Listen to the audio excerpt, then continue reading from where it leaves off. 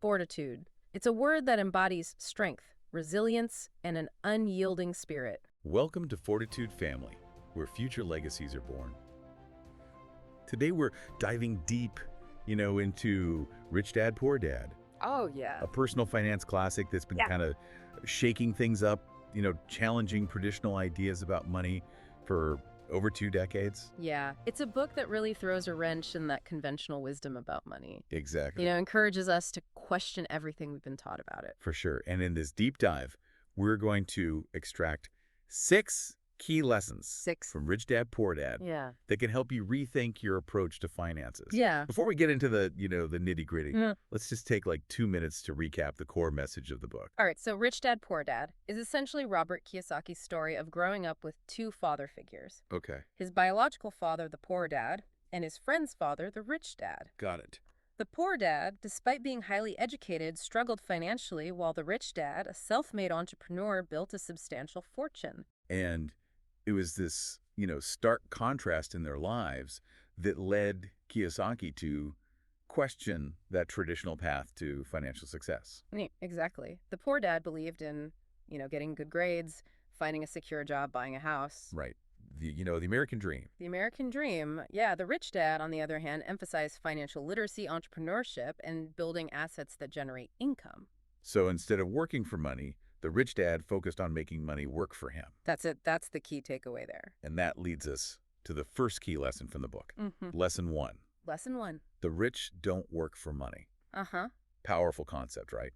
Really challenges that traditional idea of job security and a steady paycheck. Totally. Think about it. Most people trade their time for money, right? Working Yeah. for a paycheck that's limited by the hours they can put in. Right.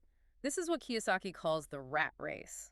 The endless cycle of working for money, paying bills, and working for more money. It's like running on a treadmill. Yes. You're putting in a lot of effort, but you're not really getting anywhere financially. Exactly. Now, Kiyosaki isn't saying that having a job is a bad thing at all. Right. What he's advocating for is developing that financial intelligence and finding ways to generate income that isn't directly tied to the number of hours you work. Yeah. He illustrates this point with a great story. He does. About working for his rich dad at a convenience store for a mere 10 cents an hour. 10 cents an hour. Yeah. It's a fantastic anecdote Right. because it shows that the rich dad wasn't exploiting him. He was teaching him a valuable lesson about the nature of money and how to leverage opportunities to create wealth. So lesson 1 is all about shifting our mindset away from simply exchanging our time for money and starting to think about how to build wealth through assets and smart financial strategies. That's it. What about lesson 2? Lesson 2, why teach financial literacy? It highlights the critical importance of understanding how money works. This is something we talk about a lot here at Fortitude Family, and it's incredibly important. You can be making a good income but still struggle financially if you don't know how to manage your money effectively. Absolutely. Right. Kiyosaki points out that so many people focus on making money but lack the financial literacy to manage it properly. He even shares those stories of lottery winners and professional athletes Yeah. who went broke despite earning millions. Exactly. Those stories serve as cautionary tales, right? Yeah. Illustrating that financial literacy isn't about how much you earn, it's about what you do with what you earn. Right. It's about understanding how to budget, save, invest, and make your money grow. Okay, so we've talked about not working for money and the need for financial literacy. What's next? Lesson 3. Mind your own business introduces a key distinction between your profession and your business. Okay. Kiyosaki uses a powerful example to illustrate this concept. Remember Ray Kroc, the founder of McDonald's? Of course. His profession was as a salesman, Right. but his business was real estate. Interesting. He built his wealth by recognizing the value of owning the land beneath those McDonald's franchises. Wow, that's a brilliant illustration of how your profession can be a source of income, but your business, your assets, are what ultimately build wealth. That's the key.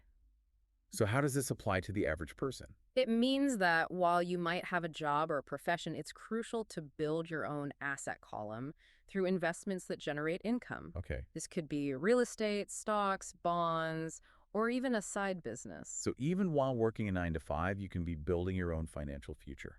Absolutely. It's about creating multiple streams of income and having your money work for you rather than you always working for it. Now, this next lesson is one that often sparks debate. Oh, yeah. Lesson 4, the history of taxes and the power of corporations. Kiyosaki delves into the history of taxes, how they were initially intended to target the rich, but eventually expanded to affect everyone. And this is where corporations come into play, right? Right. Kiyosaki explains how the wealthy use corporations to legally protect their assets and reduce their tax burden. Okay. It's not about evading taxes. It's about understanding the tax code and using it strategically. Yeah, he's definitely a proponent of exploring the benefits of corporations, especially for asset protection.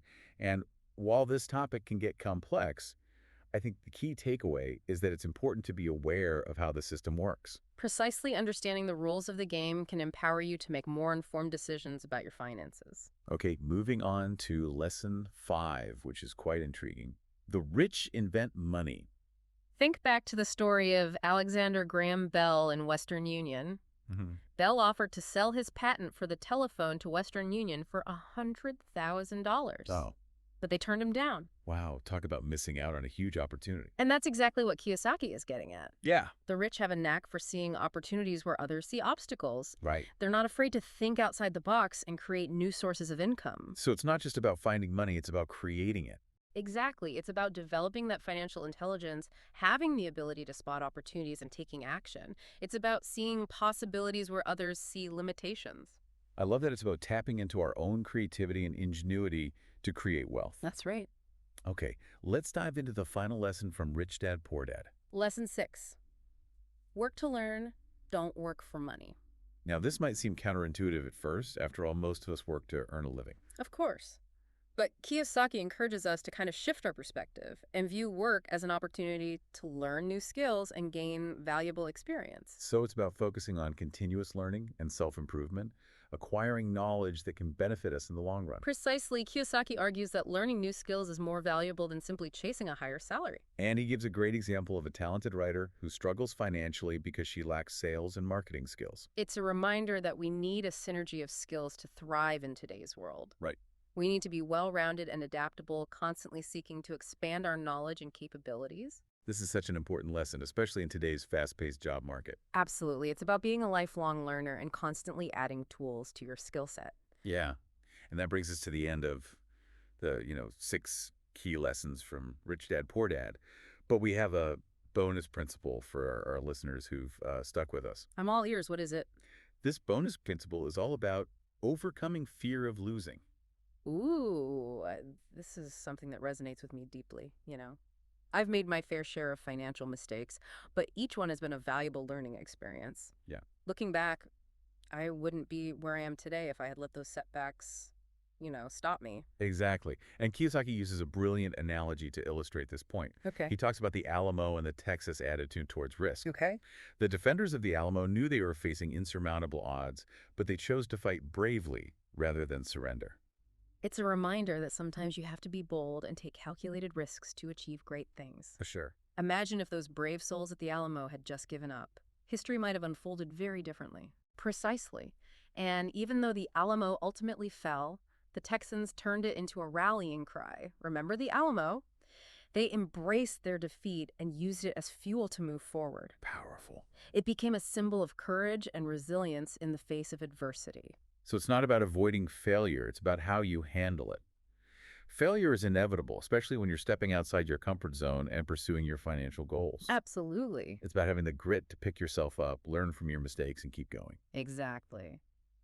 Kiyosaki also tells a great story about a friend who missed out on a fantastic real estate deal because he listened to an uninformed neighbor. Oh, no. It highlights the danger of letting fear and doubt hold you back from taking action. That fear could be costing you opportunities. Fear can be paralyzing, especially when it comes to money. We might be afraid of losing money, making the wrong investment, or simply looking foolish. And that's why Kiyosaki stresses the importance of developing a mindset of persistence and continuous learning. He encourages us to face our fears head-on, extract valuable lessons from our mistakes, and keep moving forward. Okay, so let's recap the 6 key lessons we've extracted from Rich Dad, Poor Dad for you today. Lesson 1, the rich don't work for money. Lesson 2, why teach financial literacy? Lesson 3, mind your own business. Lesson 4, the history of taxes and the power of corporations. Lesson 5, the rich invent money. And Lesson 6, work to learn, don't work for money. These lessons taken together paint a powerful picture of how to approach wealth building from a completely different perspective. Right. They challenge us to think critically about our relationship with money and empower us to take control of our financial destinies. It's about shifting your mindset and adopting a proactive approach. Out of all these lessons, which one resonated with you the most? For me, it's the emphasis on financial literacy. Uh, It's the foundation upon which all other financial success is built.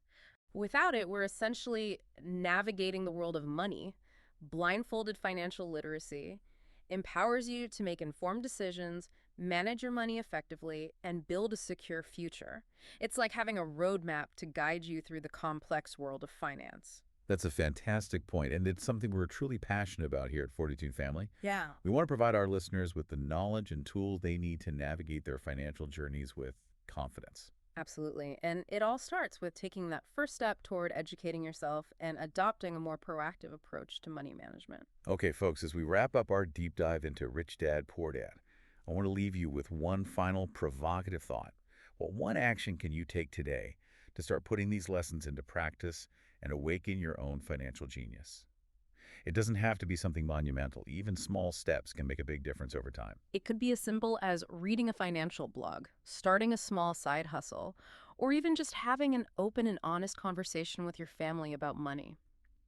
The key is to break free from inertia and start moving in the direction of financial freedom. That's such powerful advice. It's not about making drastic changes overnight. It's about taking small, consistent steps that will compound over time. Remember, the journey of 1,000 miles begins with a single step. Exactly. And remember, the journey to financial freedom is a marathon, not a sprint. There will be ups and downs along the way, but the key is to stay focused on your goals, keep learning, and never give up on your dreams. Well said. And on that note, we'll wrap up our deep dive into Rich Dad, Poor Dad. We hope this episode has inspired you to rethink your relationship with money and take control of your financial future. It's never too late to start building the life you want. Thanks for joining us on the deep dive. Until next time, keep learning, keep growing, and keep building your Fortitude family legacy. Remember, building a lasting legacy, it's a journey, not a destination. It's about making conscious choices every day. Choices that align with your values and contribute to a brighter future for generations to come. Don't forget to click the like and subscribe buttons to stay up to date from Fortitude Family. We'll be back soon with more insights on building legacies that last.